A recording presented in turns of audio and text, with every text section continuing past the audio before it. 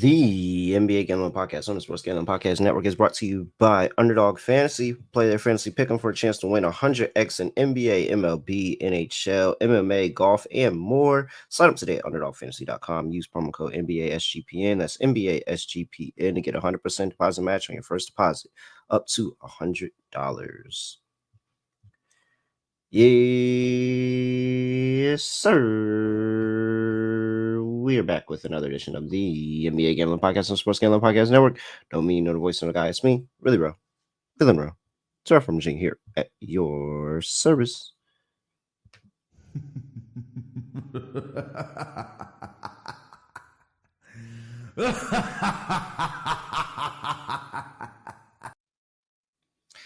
And over the course of the weekend, we saw the Lakers fight off elimination. We saw the Suns go ahead and get an express ticket over to Cancun. We saw the Pelicans go ahead and have their flights booked to Galveston, Texas. We still don't have a series in that Cavs Magic series. That's still not a series yet. Nobody won on the road. We're still waiting for that one to become a series. Clippers and Mavs, everything is expected to be, except the part where Kawhi Leonard actually sabotages the team. And then I have no idea at all what the Bucks are planning on doing at all whatsoever. This is actually pretty bad. And to end things off, I understand where the 76ers are at right now. I understand the things that I said about the 76ers. I also understand what this means for the team that I actually care about between these two teams. So we're not going to say anything else. Nobody say anything. Just let it ride. Do not say anything. I'm not changing anything up. I'm not ruining this. Just we're all on the same page here. As long as we're all on the same page. Scott Studio Reichel. Scott, what's going on? Scotty, beam me up. Surprise. Yeah, doing pretty well. A pretty fun set of games yesterday. The Clippers almost blew a 31-point lead. Technically, they did. And then Harden saved their asses with that fourth quarter performance. Paul George, though, had the big three in the corner. But Harden turned back the clock. He looked incredible. Probably earned himself a lot of money with that max contract coming up from that game 4 performance. Knicks had a nice win. Embiid no-showed the fourth based on fatigue maybe, but Brunson was phenomenal. So shout out to Brunson. And Josh Hart with 17 rebounds, I think. It was either 16 or 17, but he was great. Anunoby was great. Great defensive effort. Gave up 16 points in the fourth quarter. Looking at the actual, I think, main takeaway from yesterday's games was just the Suns once again getting eliminated, forming one of the worst big threes of all time. Ant completely took their soul, if you want to put it that way. But yeah, Cat was very good. Ant was very good. And the Suns at the end of the day were given 80-plus points by Durant and Booker combined. And they still lost by mostly because of I'll be damned man, who was really bad yesterday. Beal was atrocious yesterday. Besides the fouling out, besides the 6 turnovers, he was just abysmal the entire game. And with Grayson Allen being out, they had no actual shooting guard depth. They were using Eric Gordon, who's also terrible. Okogie was playing a bit. They didn't have many other guys, but when Booker gives you 49 and Durant gives you 30 plus, I know he kind of no-showed the last couple of minutes there in the fourth quarter. Damn, you got to win that game. Good for Minnesota, though. They got swept by this team in the regular season. They came out and they smacked this team in the playoffs 4-0. And we'll see potentially who they're going to play against in the next round if Denver gets it done tonight, or maybe they're going to have a couple extra days off if the Lakers end up winning this game on Monday. Props to Anthony Edwards, props to Minnesota. People rose to the Gobert trade, myself included, and they swept the playoff series. First playoff series win, I believe, since 2004. So congrats to Minnesota. Good for them. And as for the Suns, the team's absolutely screwed. Vogel's probably going to be the scapegoat, but this team has a lot of problems with Beal's contract for the next few years.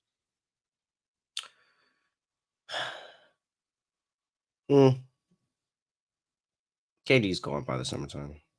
That's my point, though. The Suns are screwed. They don't even have their own picks. The Nets have their picks. I'm actually thrilled about this.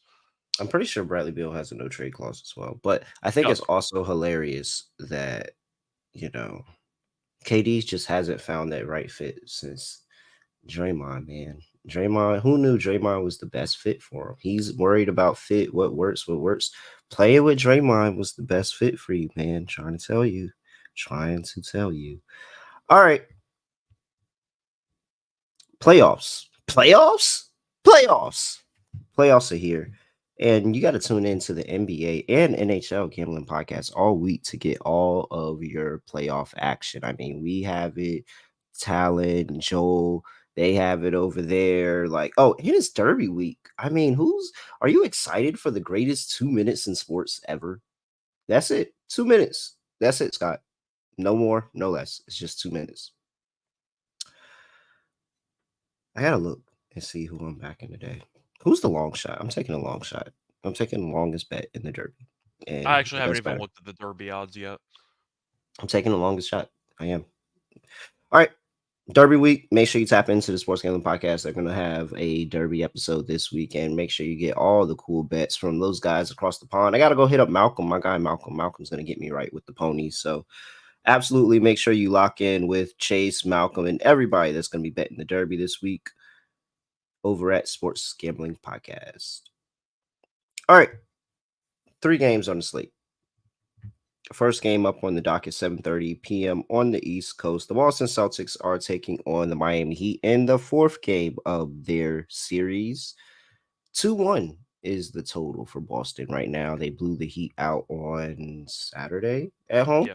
Mm. And That was now in here. Miami, actually. That was on the road. Oh, well, I meant, yeah, Heat at home. My Yeah. bad. So, yes, they blew them out in Miami. Looky here, we have DeLon Wright, who did not play in that game. Probable playing this one. No Jimmy Butler, no Terry Rozier. And for the Celtics, clean injury report, no report. Celtics laying 10.5 here. 203.5 is the total. Let's play a game. Who's on the call tonight? Scott Foster might be either he's going express to Denver or he has the night off because he was trying to extend the Sun series and he failed. He tried his best. He for sure has the night off. He has the night off. Free throw attempts, he tried his best out there, but the Suns just couldn't handle it. So the extender failed yesterday. He's going to try to regroup and maybe he'll extend the series in a couple days. I'd be shocked if he got the Denver assignment, though. No, he definitely doesn't have the Denver assignment. But for today, we have John Goble as the lead crew chief for the Boston and Heat game. 15-10 to the home team ATS. 11-14 over under. We have Courtney Kirkland as the referee as well. 22-31-2 to the home team. 30-25 to the over. And we have Mitchell Irvin as the last ref. 27-35-1 to the home team. 35-28 to the over this season. All right, Scott. 10.5 Boston. I feel like I know which way you're going, but you could surprise me. What you doing here? The series is just annoying in itself because I like how the Celtics fans started to gloat after dominating game 3. And it's like, no, it's even funnier because how the hell did you lose a game to this team? The Celtics should kill this team every time they play because the Heat aren't that talented. Just simply put, you're looking at Hero and Bam, who basically have to carry the entire team. Yes, they got hot from 3 once. That can happen in the NBA, but we saw it in game 3. The Celtics got more aggressive with the on-ball pressure, and the Heat don't have any offensive weapons, or they really don't have much. They don't have any real point guard. Rozier's neck is still bothering him. He's going to be out probably the rest of the series, so hopefully he's okay. Neck issues can be a bit of a serious problem if you're not careful. But I'm going to lean Boston. I know that's the way you thought I was going to lean because I just think they're significantly more talented. It really comes down to just mental focus. If the Celtics actually care enough and they're fully focused for a game, big if, but if they are, they should win every game by 15 plus points. They really should. They're better in every area. The Heat really are not great offensively. And we saw that last game when they started off terribly. They scored 80 points and change. The team can't score. unless they get super hot from 3. So, with the exception of a historic performance from the Heat from behind the arc in Game 2, they've gotten killed in all these games in the series. I'm going to lean Boston. I prefer the wire-to-wire, though, at like minus 112 for them to lead after every quarter. I think that's a better option because Boston might have some fourth quarter no-show spots where Miami can sneak through the back door like they almost did in Game 1. But I think I'll just take Celtics wire-to-wire. Yes, I know Miami will make some adjustments. Kevin Love said that they're going to have a much better game plan. We'll see what happens, but I do think Miami is clearly inferior in terms of talent. And if Boston even looks somewhat engaged early on, they should be up double digits at halftime. So I'll take the Celtics minus the 10.5. Prefer the wire-to-wire. If Miami and Spo have some devil magic left and they end up making this game interesting, good for the Heat. But I have to go based on what I've seen on paper and what I've seen when the Celtics fully engage themselves defensively. The Heat can't do anything offensively. So I'll go with the Celtics to get the job done. Okay. I know you're going to take the Heat anyway, but. So there's a lot of things you said there. A lot of things that make sense. I think that it's all about perspective. You have the perspective of when this team, like you're going to see it on paper. You want to see it on paper when this team locks in. They're one of the best teams on the road. They should win this by 15. Yes, understood that. I choose to look at it as they've shown us time and time again that they do not prove that they are the best team, that they do not take these games serious, and that they bullshit time and time over again. When we look at the last game they won, the Heat came out there, won that first quarter, and that was all she wrote from there. They just consistently put their foot on the necks of the Boston Celtics because Boston let them. Boston has said, hey, if you make this many threes, of course, anybody's going to win this game. Well, you let them attempt that many, and you gave them open looks on about 60% of them. So, I mean, I'm gonna hit a bunch of my threes too if you're giving out free open looks to NBA players like that. So this team they don't take this situation serious. We've seen this situation time and time again where they should blow it out. They should be able to go ahead and get this done, but I don't believe it. I think that the Heat have something more to say. I think the adjustments from Spoelstra are going to come in where Bam, who's been good all series, and I have no idea why his points prop is at 19.5 today. I think he's going to have a big game. I think Caleb Martin's going to come back and have a bounce back game. He's going to do good, and they're going to get those role player Heat game at home that's going to keep them in this game. Now, does Boston in a closeout situation because they have Jason Tatum and Jaylen Brown, and that on paper should mean that they're going to be really good on the fourth quarter and they're going to have, the best opportunity to win a close game late? Possibly. I just choose to believe that they're going to fold. So, that's fair. Give me the I feel like Heat. It's kind of weird because I actually feel better about laying a big spread with the Celtics on the road than at home. Because historically, for the last couple of years, they've been so bad at home, even just winning games outright. I think they're 13 remember and the 13 Hawks. in their last The Hawks 26 closed out. games. What was it? The Hawks closed out Game 5 where Trae Young hit that big. Actually, I still got the shot. DeJounte got suspended. I'm pretty sure I still got the shot here. I think you do. DeJounte got suspended in that game. And Hunter. And here's Young. Backtracks. 5-2. Young lets it go. And so you know what? Maybe Boston actually does win this game so that they can blow a Game 5 at home. So then they can blow a Game 5 at home. Yeah, maybe Boston actually. I really do feel better about Boston on the road than at home. I don't know what it is. This team was so good at home in the regular season for the last couple of years. They just can't win home playoff games. I don't know what the story is, but on the road, they tend to give good efforts. I don't know what it is. But at the end of the day, you might be right. Maybe the Celtics no-show Mazzulla's an idiot, so we'll see if he potentially has a bad game plan again. But from what I saw in Game 3, great question. Miami offensively is as bad as I thought they were. Like, they really don't have any ball handlers on the court. They were able to make a bunch of three-pointers, make the game extremely high scoring for their standards because they scored a bunch of points. But, yeah, I'm going to lean Boston. I just think unless Miami goes crazy from 3, I don't think they really have a plan B offensively. So I'll go with Boston. All right, let's see here. Chat's booming. Chat's going. Kevin Nash is in the chat. Shout out to Kevin Nash, the Wolfpack. Shout Kevin Nash. All right. Kaysen says if you're taking Heat, might as well take money line. It's either a win or a blowout. I understand that. And it was like, is there a worse coach left in the playoffs than Joe Mazzulla? I think about that one. Darvin Ham. Probably, yeah. That's I pretty think Ham close. would be worse. I think that's close. I think Ham's worse. I don't know, but Missoula has a squad that he's doing this, but like Yeah, they but still won 64 games. You're not wrong, but I don't think Missoula would have played Vincent with Dinwiddie to start a fourth quarter down 2-0 in a series. So I don't. You don't. I actually don't. Oh, so I he don't just think plays he the would have. starters and gives them no direction. He just plays the starters and gives them no Yeah, pretty direction. much. Say, He hey, doesn't go. call timeouts and let the starters play 80 He's not minutes, bold enough but to put them in the start of the I don't think fourth he'd be quarter. bold enough to do that. Start a quarter, no. But I think Ham's probably worse. I mean, Vogel got eliminated. People are going to hate on Vogel. I care more about the roster than Vogel, to be honest. But yeah, he's definitely down there. I don't think Missoula's any good, but that's well documented. Who's more willing to call timeouts? Between who? Ham and Missoula. Who's more willing to call timeouts? Ham. I'll take Ham.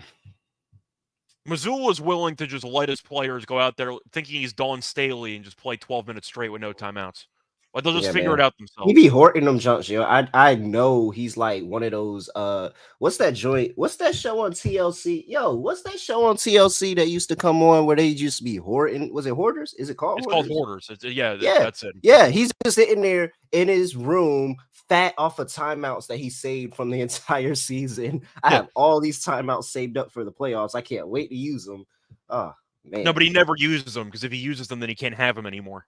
It's like Sam Presti and his draft picks. And his draft picks. Yeah, it's the same thing. 203.5 is the total. What you doing here? I think I have to lean under. If I'm picking the Celtics to actually cover, that means I'm picking Miami to score like 85 points. My main argument is that Boston, I don't think offensively is going to be able to drop 110 in change. I'm curious what you think Miami's adjustments are going to be, because Kevin Love was talking about how they're going to have a much better game plan. Is the game plan just going back to make it as ugly as possible? Is that just the plan? Like, I don't know what the plan is at this point. I mean, you're basically asking Spo to be MacGyver. You're trying to build an actual weapon out of a paperclip and some string. Like, you don't have much. I don't know what you're supposed to do. I think I'm going to lean under. I just think that Miami offensively is going to drag the total down. I actually think that I'm going over 203.5. And it's that because makes sense because you're picking Miami. Yeah, and it's because I've watched this series and they have no answer for Jason Tatum or Jaylen Brown. And if Jason Tatum doesn't have an amazing game, it's probably because Jason Tatum killed himself. So they have no answer there. But also the Miami Heat, Bam is gonna have a good game. I'm waiting for the huge takeoff Bam game where he's got close to 30 points, close to a triple-double. Like, he's doing it on the defensive end, blocks, everything. I'm looking for that type of game from Bam. But then the threes, because they're going to take them. They're going to take the three. They're going to live or die by a three today. And if the threes go in, then they're in this game. And if they don't, well, then, yeah, it's going your way, minus 10.5. Yeah. But they're going to shoot a bunch of threes here. I just think that they're going to make them. So I'm on over 203.5. It's pretty clear for me. Well, it makes sense, though, that we disagree on every side and total because we think they're quite correlated. So yeah, I'm picking Boston to win by a lot. You're picking Miami to potentially win. So you think it's going to be a higher scoring game. All right, let's see here. Player props. I saw some questions in the chat earlier. D. Johnson, Haywood over 7.5 points. Let's look into that a little bit. I see Drewski on Hero over on his points as well. I can understand that. He's going to get the opportunity. You mentioned Bam before. I don't mind Bam at 19.5. It's against Boston. He's had over 19.5 in all three games in the series. It's Boston. They can't stop centers. It's a pretty easy play. It just, it's hard to take Bam. He also has to play every minute because he's easily their best player. If you want to include defense, he's easily their best player right now. So. Let's see. I called Jaylen Brown out a couple of games ago, and he's been having pretty solid games ever since. Like really good games. They just really don't have an answer for him, and I don't know how I'm not taking Jaylen Brown here again, especially if I think this is going to be a closer game, and he's going to be playing with intensity all four quarters. He's not going to get benched, anything like that. Like I 21.5 is just criminal. Like with how Jaylen Brown is cooking the Miami Heat and the willingness to just let him cook. I mean, you can go to game one when they blew him out by 20. He still shot 50%. Matter of fact, he has not shot less than 50% from the field this entire series. 50%, 56.5%, 55%. He's not shot less than 50%. When he gets the opportunities, he goes over this. He went over it last game, even in a game that they blew them out by 20. He didn't get over it in the first game, but he still shot 50%, 17 and 8. I'm all over Jaylen Brown today. I think Jaylen Brown's going to have another good game. Okay. I can get behind that. I see. So my question is, if you think that Brown is a good game, though, does that mean you're considering maybe a Tatum under, or you just I think wouldn't. that... I wouldn't play the under, but I wouldn't be surprised by it, Okay. especially if Miami stays in the game. Like you don't let both of them get off. Like you don't let both of them have truly crazy games. And I think Tatum's points prop is, it's 26.5, so it's 5 points higher. Like there could be a room for a middle, but I don't want to play it. I'd rather just go ahead and take Jaylen Brown to score. It's fair. It's always annoying trying to find player props in this game because Miami's once again trying to invent stuff out of nothing. So anybody on Miami at any moment could have a good game. So I don't mind the I don't mind the angle that we mentioned before, or that was brought up before, about Bam having a good game. Somebody mentioned Highsmith. I don't mind that either. He had a couple threes in the past couple games, but I thought about Caleb Martin, but the attempts have not been there. But we think that Caleb Martin might show up when people least expect him. So that could be an option. But yeah, it's really just tricky to actually find value on players because I feel like no matter which side I'm looking at, I'm kind of guessing because Miami just has different players step up all the time. And you have to try to guess which ones are going to actually show up on the right day. And Hero's numbers are inflated. Bam's numbers are cheap. So I like Bam. But yeah, I don't really have much for Miami. It's Martin. I think Martin's the guess. At 1.5 threes, it's plus money. The It's attempts not. have not been there, but I mean, it's really not a guess. He bounces back when he plays his team. It's not. I'm not asking for an all-world game, but 4-21-5. I'm expecting another solid performance. Is he going to have that 21? Maybe not. I'm expecting another solid performance. I think that he's going to take more. They're going to live or die by the three, so he's going to take more attempts than the 2 attempts that he took last game. And this is essentially, a do or die game. You don't want to go down 3-1, even in a series that you don't really have much expectations for. You don't want to go down 3-1. So I think that they're all going to fire. And if he gets the attempts, I think he's going to be good. So Caleb Martin, 10.5 is plus money. You said the threes is plus money. I think Caleb Martin is my play. I think he's going to have a good day. I think Bam is also in for a good day. And I already talked to you about Jaylen Brown. If I were to play Highsmith, I'd probably play the threes for Highsmith. Yeah, that's how I would play Highsmith too. I think one other prop I'm tempted by for Boston, it's kind of a niche prop, but it's actually Holiday to get 1.1 steal or 1.1 rebound, 1 assist, 1 steal, 1 block. So a quintuple single. It's plus 140 on FanDuel. He's done it in each of the first 3 games of the series. He's done it in 5 straight games. And even last game, he didn't really do anything points-wise, but he still cashed it. So if you think that Holiday defensively is going to have his imprint on the game, which I do, plus 140 is a good price for something that's happened in 5 straight. So give me a quintuple single, which I think is a FanDuel exclusive market. But give me that for Holiday at plus 140. I don't even know where to find that. It's the 1.1 rebound, 1 assist. I think if you just scroll on the main page in the popular tab, it's there. Oh, on the popular tab is still there? Yeah. But it's plus 140, which I think is appealing. Let me see. I'm trying to. I want action on this. Because you like the prop, you want to look for a different player with. Yeah, no, I like it.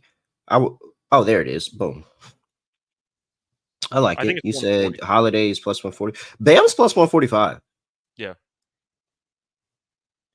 The problem is sometimes the blocks with Bam because Boston takes so many 3-pointers that they don't really attack the rim as much as they should. Good point. But then again, you could argue Miami's going to attempt a bunch of threes. So Porzingis is minus 210. Does he do this all the time?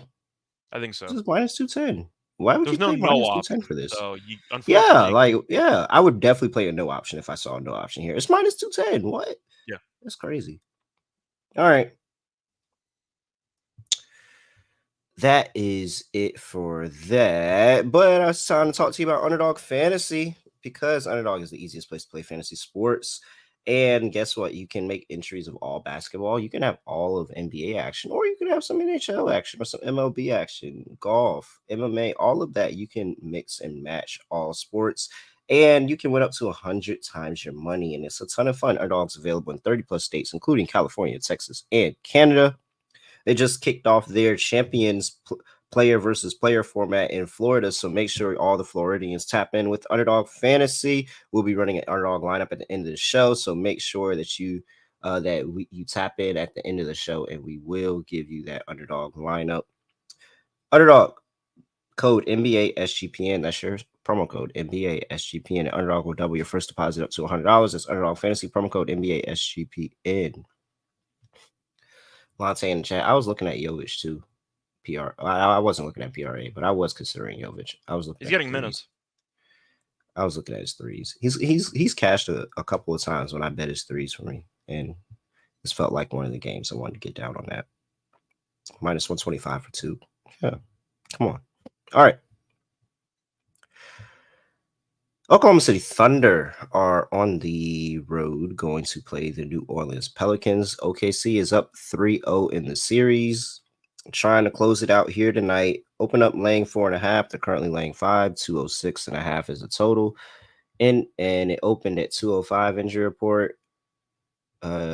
Jeremiah Robinson Earl is questionable for the Pelicans. No Zion. Clean injury report for the Oklahoma City Thunder. Playing a game here, we have Josh Tiven as the lead crew chief. He is 33-33. Okay. He's 33-33 ATS to the home team. 23-42 over under. We have Bill Kennedy backing him up. Bill Kennedy, 28-33-1 to the home team. 29-32 to the over under. And Ed Malroy. Ed is 32-23-1, 26-31 over under. 3 under reps. Interesting here. 3 under reps in this game today, Scott. Let me just go ahead and get this out of the way now. Yeah, if you're not watching this on YouTube, Terrell pulled out a broom. So yeah, guys.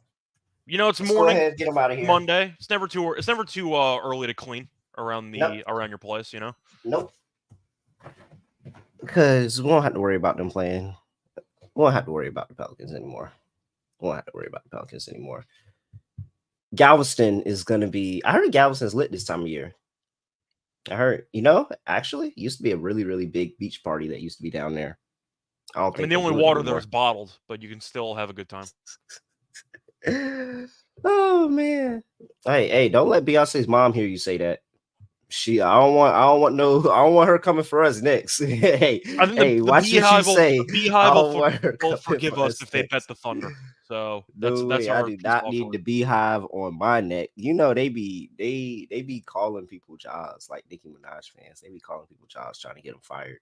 Imagine if the Beehive called Sean and Ryan saying that, hey, you should fire these guys. We're talking about Galveston. To be honest, I think that they might give us a promotion. If we got like the actual like Beehive to start calling and like trying to draw us, I think they'd actually give us a promotion.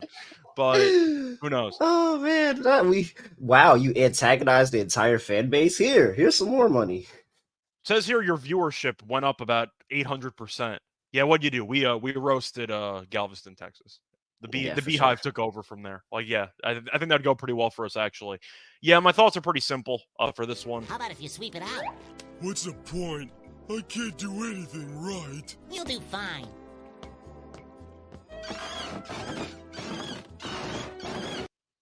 Yeah. Reverse sweep for the Pelicans. Yeah, I just think it's a sweep, simply put.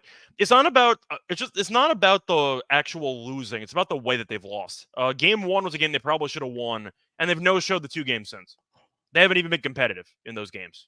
They've been really bad at home recently. I believe they've lost 6 of their last 7 home games, so that hasn't even been pro for this team playing at home. I don't think it matters. I think Ingram and McCollum are really not good enough to carry this team without Zion. Ingram's been terrible. Dort's been great defensively. Ingram, I don't think is that great either, but I just think they're a low IQ basketball team. I mentioned this before. Shea's been solid. Chet's been great. And J-Dub's been very solid as well. It just feels like the Thunder are a better team in pretty much every area. The Pelicans have scored less than 93 points in every game. They can't score. Just as simple as that. So I expect the Pelicans to be competitive for a quarter or so, but once OKC goes on a run, I think the Pelicans roll over. So they gotten blown out. They've been bad at home recently. I don't like their star players. I don't like anything about this team right now. Give me the Thunder. They might win this game by 15 potentially, but I think they win this game by like 10. Give me the Thunder. Yeah, so I came on here after game one, and I said I think this is okay series now because that was the best shot that the Pelicans had, and they lost. They blew it at the end of the game, and so the main reason that I was talking about that was the rebound disparity. They out-rebounded them 52-44 in that game and lost. They have not won the rebounding battle since. Which is embarrassing. But the Thunder have done a much better job on the actual glass. So with the talk of the size and how the size was really going to fuck with OKC, it's been a non-factor. Yeah. Outside of game one, it's been a non-factor. And so at this point, I just don't think what do you have for them? I mean, J-Dub went down in the first quarter. The first minute of the first quarter of that game, he went down and he was out. And he came back in the second quarter. In 3 quarters of play, he went, well, that's better than 50% from the field. Yeah. 9 for 16, 3 for 4 from 3, 21 points, 9 rebounds, 5 assists in 3 quarters. Had a great game. In 3 quarters. He was unstoppable. I just, what is this team like? What are you supposed to do at this point if you're not going to get a all-star to all-pro level contribution from Brandon Ingram? You're not going to get that from CJ McCollum. What are you supposed to do? Here's a lose. You have no shot. Trey Murphy doesn't shoot the ball enough. I love Trey Murphy. He needs to shoot more. Alvarado's been terrible this entire series. He forgot how to shoot. So even the bench, which gave him a boost against the Lakers in the play-in game, has been an absolute non-factor in the series as well.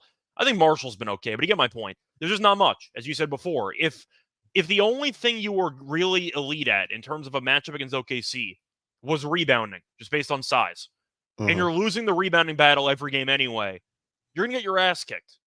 And it's an effort thing. This team's just gotten destroyed. They've shown no toughness, no resilience. They've shown they just haven't really shown any mental toughness at all in the series. And I see a similar story here. Give me the Thunder. Thunder have also won all 3 meetings against New Orleans this season on the road by 7+ points. They've traveled very well to New Orleans. So give me OKC, 1-2-3 Cancun. The Phoenix Suns have company. So that's how I see this going. Is 1-2-3 Galveston. Going to Cancun. I'm with Chuck. You think the Suns got invited to Cancun too? They low key. I think they already had their joint planned out before the playoffs started. Like they already had their tickets, so they gotta go. Okay, we'll put it this way. I think the Suns ended up in Cancun, but I think they lost Beal's ticket and he got stuck on the Pelicans. Yeah, he's stuck. They have his passport.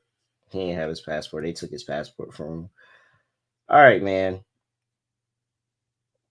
I don't know, man. Valanciunas got benched.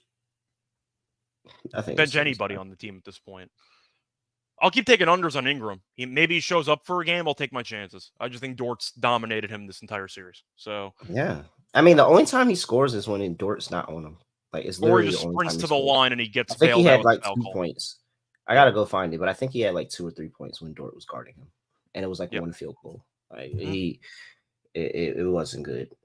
All right, total player props. I like Anything the under. else we have to add? Pelicans can't score. I can't take an over if I think this team can't score. I wouldn't mind the team total under. It's probably at 100.5. They haven't gotten to 93 yet. Why would I take them to score? I actually think they're going to score today. I just think it's not going to be enough. Right. Yeah, I think in a do or die last game, kind of similar to last night. Like the Suns scored last night, it just wasn't enough. I think it'd be like that. I think that they're going to go out there, they're going to score, they're going to get past 100, and they're all that. But OKC is on a mission, and this is the last test. Like they've passed all the litmus tests of a young team in the playoffs thus far, similar to how Minnesota passed the litmus test. Yeah. You go and you win your games at home, you win that first game on the road. Now you got to win a closeout game. Now you got to know how to close out. This is a big SGA game. SGA points over. SGA leads them in the closeout game. He's going for 35 tonight. I think he'll end up with 30 and change, but I think they win this game comfortably. Yeah, So. just 5 cents of change. Whoa, where'd you go? Oh, okay. All right, it's just me now. So, SGA, I'm on SGA right now. What is his points prop officially at? I'm gonna ladder him up to the 35. That's probably not even that much for he's probably, well, he has a scoring actually, so maybe, well, quote unquote not scoring, but let's see. His points prop is at 27.5. Yeah, so 35 is a nice little juicy price. I can ladder SGA 27.5 up to 30.5 here, 35.5 here. All right. I really want to tell you that we should just get all aboard the Larry Nance train. Like, I really, really want to tell you to do that. However, the issue with that is I have no idea what the Pelicans are doing with Jonas Valanciunas. Can somebody, like, did he get hurt? Did he get hurt?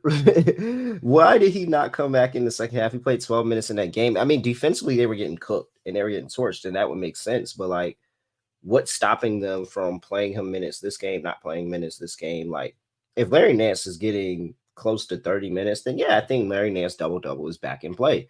I talked about it. I said I wanted to take him for a double-double when he was back at home. And at 9 and 13, he was 1 point away. First of all, he had 7 points very early in that game, just let you know.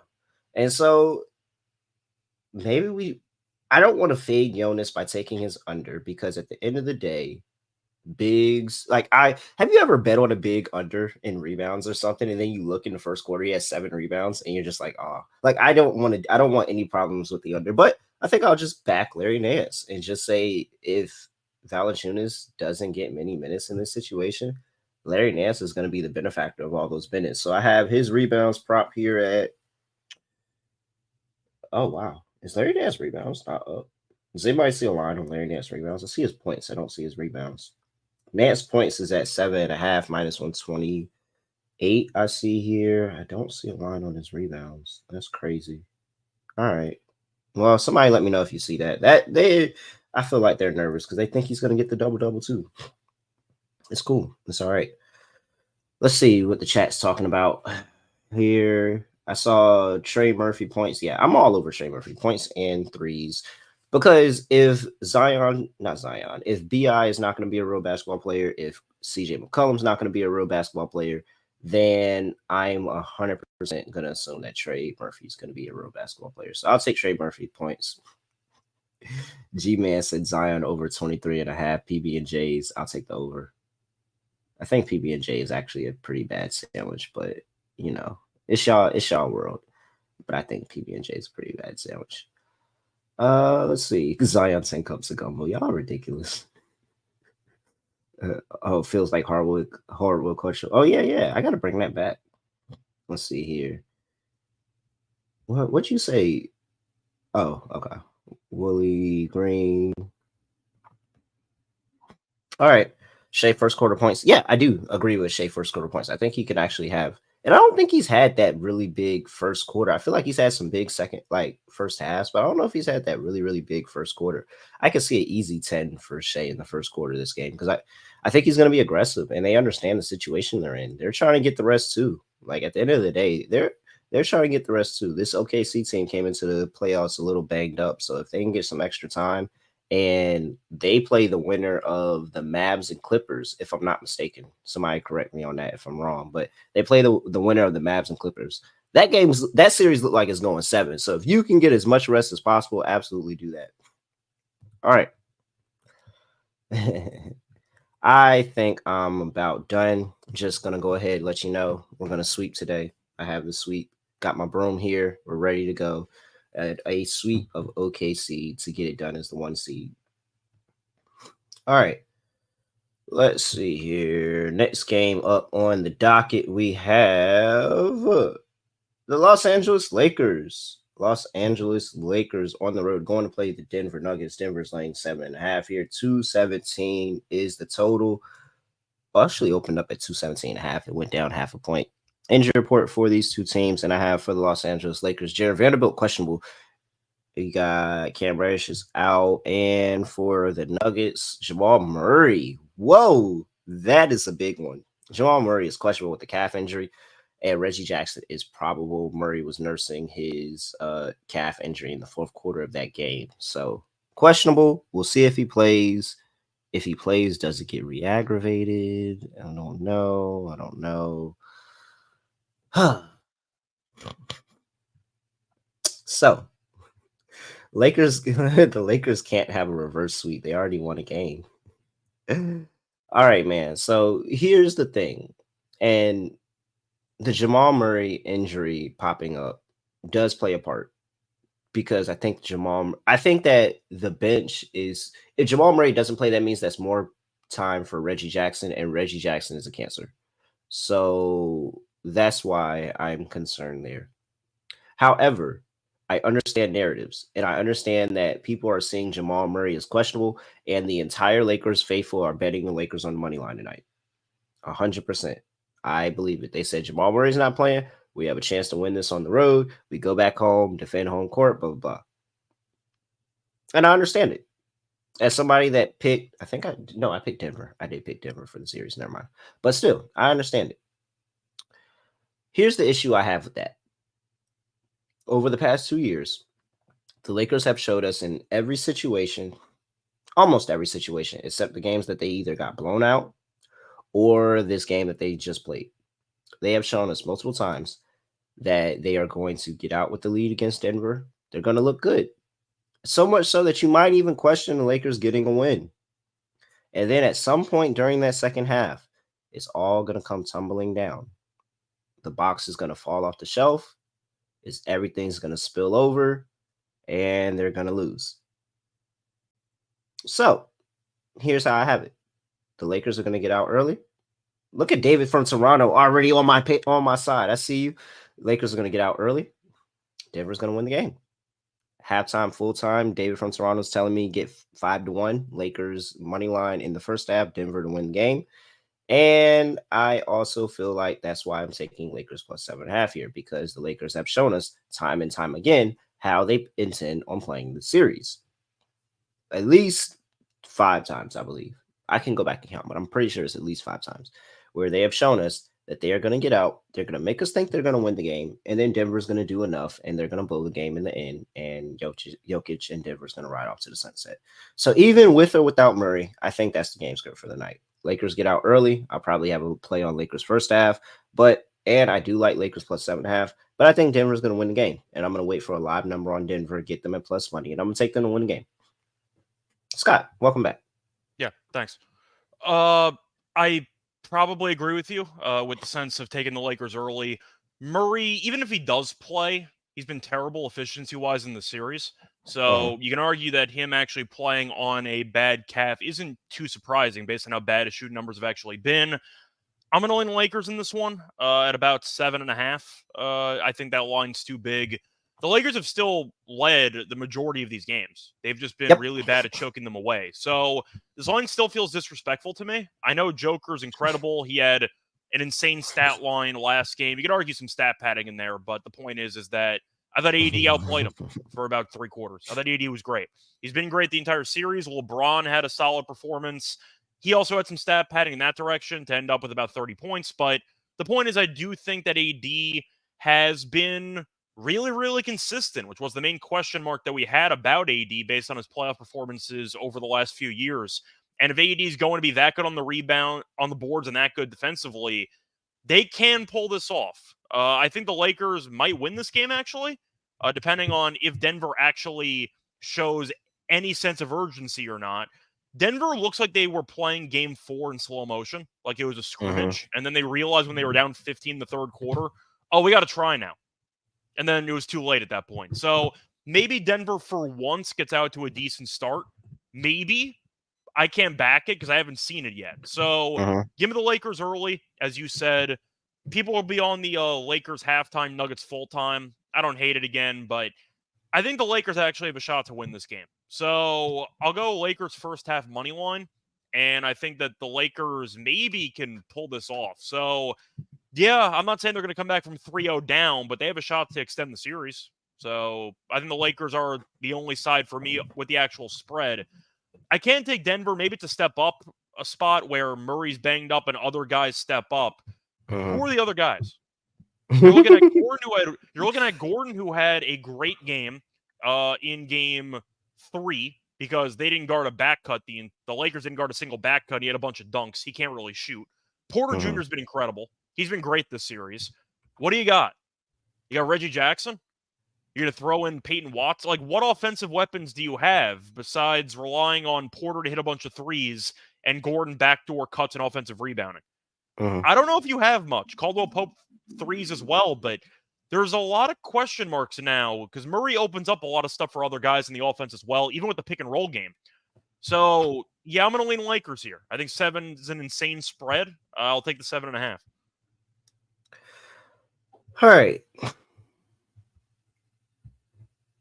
I'm glad we're in agreement there. That was actually like picture perfect. You didn't even hear half of what I said. That was actually picture perfect. We think the Lakers are going to get out early and, at the very least cover the game. I think they might win. Yeah, you went as far to say they might win, but they might. Yeah, pretty much. All it takes is one. You finally got. No, I'm with you. Yeah, you got it off your back. Finally, 1-1 streak is over. Maybe got some confidence. Who knows? All right, let's see here. And even the last game, game 2 against Denver, the Nuggets won on that Murray buzzer beater, but the Lakers did lead by 20 in that game. Like, I think they can handle the altitude for a decent portion of it. I know they fell apart down the stretch because LeBron missed an open 3-pointer, but still, the Lakers are up 20. Like, they've looked pretty good in altitude, all things being considered. They just had a couple of really bad moments in the third quarter, especially, and a late fourth. But, I don't know, it feels disrespectful. All right. Here we go. Total sitting at 217. It's gone down half a point. I'm going to lean under. I think I am too. The issue for Denver in the series, despite being up 3-1, this team can't shoot from 3. Porter's made most of their 3-pointers. Nobody else on the team get a shot from the outside. Joker's made a couple. He doesn't attempt many, though. Yeah, so, KCP hasn't been real good, has he? He was good in game 1. And then after that, KCP kind of fell off a cliff. But I'm going to lean under. I think the Lakers, from what we saw in the first 2 games in Denver, the second halves were really ugly from both sides. And I could see this being a very physical game. The games in LA were more on the high-scoring side. The Lakers offensively were very solid in Game 4. Game 3 landed 217. That was a bunch of garbage. He had a bunch of free throws at the end, and Reeves might have had the over because he hit that 35-footer and then fouled Gordon again at the end to send the game over. So that game should have went under. But I'm going to lean under in this game. I think if I'm picking the Lakers, I'm kind of daring Denver's offense without Murray looking 100% to actually have guys step up, and I think that can cause some problems. So I'm actually going to lean under in this game. It had to be KCP that steps up. I mean, he had 14 last game, 2 for 3 from 3, but if he doesn't, I mean, Michael Porter Jr. has had the matchup. I feel like he's had a certain, was he have 15 plus in every game? He's had 15, yeah, 19, 22, 20, and 17. I've given Porter Jr. so much crap over the years. He's actually been fantastic. Yeah, he's turned himself into a much better player. I'll give him props. He's become a lot better. I wonder what a Michael Porter Jr. top point scorer pays. Do you want his rebounds in that with that? Because he's had a couple double-doubles in the series. Yeah, no. I mean, his rebounds was at 7.5 plus money last game. That was stealing. He had 10 in the end? Yes, he had 10 in the end. It was stealing. Oh, it was 7.5 plus money. I remember because I was staring at it for a while and I ended up taking it. 7.5 plus money. What's it? What is his top point scorer? It's going to be a nice price. If I had to guess, I'm going to guess 20-1. 16. Okay. Well, I didn't shop around. I'm not gonna lie. I only looked at one spot, so that's fine. I was going to guess 20. So okay, I'm sold on Michael Porter Jr. Okay. If anybody has a game, it's gonna be him. AD. I'm waiting for I Underdog like his to just go rebounds. ahead and drop the first half number. I think I would prefer the first half number I because don't know if AD's. wait, first Mhm. half for player props? I don't see that. I Yeah. usually only No, see Underdog. Underdog has it. Underdog's the only platform that I think has first half stuff. Yeah, Underdog has it. They'll have because I played SGA a number of times over the course of the year. But I'm But saying I think all the other sports books have quarter. They don't have half. yeah, Which is another reason why I should get Underdog because but they have unique that's quarter. why I went ahead and looked up the first quarter stats because I'm like, hey, first quarter stats probably are all right if the first half stats are okay. AD is fourth in the league in first quarter scoring, 9 points per game. His currently his line is sitting here at 8 first quarter points. We know AD as he's going to absolutely show up in the first half of the game, and then we're probably about 50-50 if he's going to show up in the second half. But we're going to have him in the first half, 100%. So Jokic actually has really good first halves as well. Well, he's And gonna I have think to. that's He's gonna have to if Murray's banged up. He's gonna have to have a crazy game. so those are two plays for me because both of them are at 8, and I think both of them could have 10-point quarters to start the Okay. game because this is that big. The Nuggets want to go ahead and get this thing done and over with, and the Lakers are fighting for their lives. So let's take Jokic versus Davis. First quarter, 8 points, higher or over on both. Yeah, I'm into that. All right. I mentioned before Davis rebounds at 13.5, I think. He's had 14 Okay. plus in 3 of the 4 games. He had 20 plus last game. 80 was great. Just simply put, he was incredible in game 4. I think he's in line to put up a good showing here, and it's correlated. I am leaning to the under. So I think it's going to be an ugly game. I don't know if you agree with me on that, but I think it's going to be a bit more of a rock fight. So I see more rebounds being available. All right. That's it. Got anything else? Trying to think if there's anything else. I wanted to take a Justin Holiday under because I think he's atrocious, but I didn't see a line on him. He might be my new fade for Denver in this series. Guy just jacks up some of the ugliest 3-pointers you've ever seen. Doesn't even look at the rim half the time. And I think he played like 4 minutes last game. So he might end up getting like a little bit of run, but I don't think you can actually use him. I think Holiday's been really bad in this series. So Especially if Murray doesn't play. Yeah. Pretty like much. we all think that he's gonna play, but like if there's a chance he doesn't, kind of opens things up and makes you. I like Murray under in this game. I like 23.5, 24.5 points. I think that number's too high. He's gone under in every game of the series, and he potentially aggravates it mid-game, goes to the locker room. You have an under on your hands, and he's at you're in good 22 shape. in 3 games of this Yeah. series. I didn't even realize that. He's at exactly 22 in 3 games. games, and I think he had 20 in the other one. Yeah, 20 But is that last one. the point is he has gone under this number in every game, and now he's got a calf injury that could maybe limit him in this matchup. So I like Murray under for points. I think that line's too high. All right. Let's go ahead and close things out here. Lock, dog, underdog lineup, and we are out of here. For my lock. Cancun? OKC. Yeah. Galveston. Sorry, Galveston. Sorry. Galveston, yes. It was a stopover, and they lost their tickets in between the stopover, so they ended up in Galveston.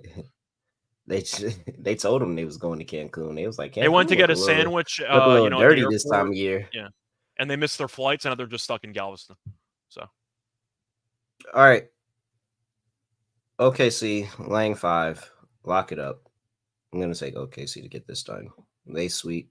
They cover. New Orleans is checked out. But New Orleans does make it fun for a couple of quarters, and then OKC just pulls away. They one run, and I think the Pelicans roll over. So I agree. All right, for the dog.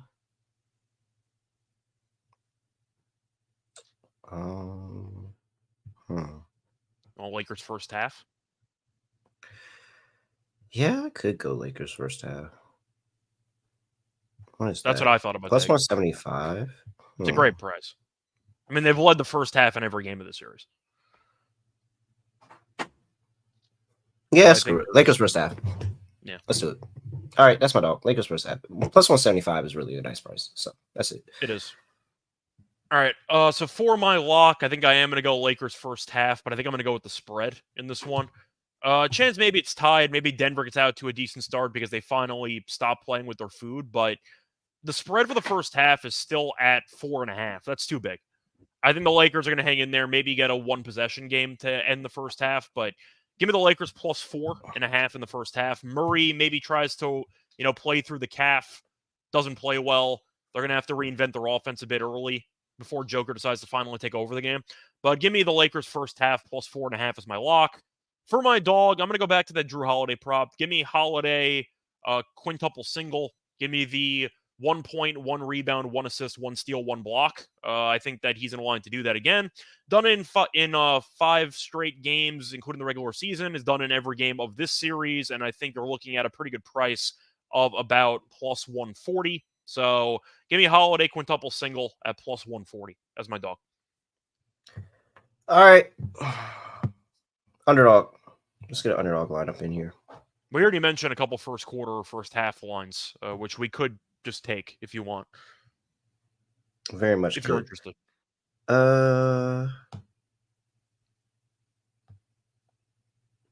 Let's see here. I think Jaylen Brown's line is really too low. Okay. I don't think he has been very solid. I don't think he's 5 points worse than Jason Tatum. Okay. He's gotten over this line in all but the first game, and that was a 20-point blowout. I expect this game to be much closer. I think Jaylen Brown, pretty solid, 21.5 higher. Let's see. What else are we interested in? What's up, Ant? How you doing, Ant? Ant says he's the best player in the league. Who is that? I don't know, but I appreciate Who is that? it. I appreciate the effort, We need somebody else to create a YouTube name where it's just somebody in Cancun. Just like you remember back in the day where if some object or something went viral, there was a Twitter account associated with that object or thing in 5 minutes. It was a simpler time back then. Like LeBron's headband had a Twitter account. It was great. It was great stuff. Bobby Shmurda's hat had a Twitter account. Mm-hmm. Yeah. Good times. Good times. All right. We can go with AD or Jokic first quarter. I like those. Which one, if you had to pick one? Well, I mean, if you want to stick with the Lakers getting off to a good start, you want to take AD? Let's do it. Yep. AD higher, 8 points in the first quarter. Mike Porter Jr., close it out. Sure. You want the rebounds? It's at 19.5. Oh, well, 8 rebounds is at 8.5. 1.05x spicy. 19.5 for the points. Do you want to go Porter's double for extra space? Is it up there? Oh, Just yeah, 1.25x. You want it? Yeah, why not? Sure. Let's do it. All right. Michael Porter Jr. for a double-double, 1.25x. Spicy, higher. We have Anthony Davis, 8 points in the first quarter, higher. And we have Jaylen Brown, 21.5 points for the game, higher. That is going to give you an expected standard payout of 7.5x. $100 gets you $750. All right. Is there, Scott, anything else for the people before we get up out of here? No. Once again, we could, in theory, see two more series end tonight. So if you find a matchup you like, savor it and make sure you make the most of it because you might not get many more games. You might not. So see what happens. All right. Other than that, I have nothing else to say, nothing else to do. No other way of ending the podcast. Wait, make sure that you use that code NBA SGPN at Underdog. Make sure you give us a 5-star rating review and make sure all you guys like the video. Like the video. 69 people. Nice. 69 people on YouTube right now. Like the video on your way out. Other than that, I have nothing else to say, nothing else to do. No other way of ending the podcast. Just going to like this. We are out of here.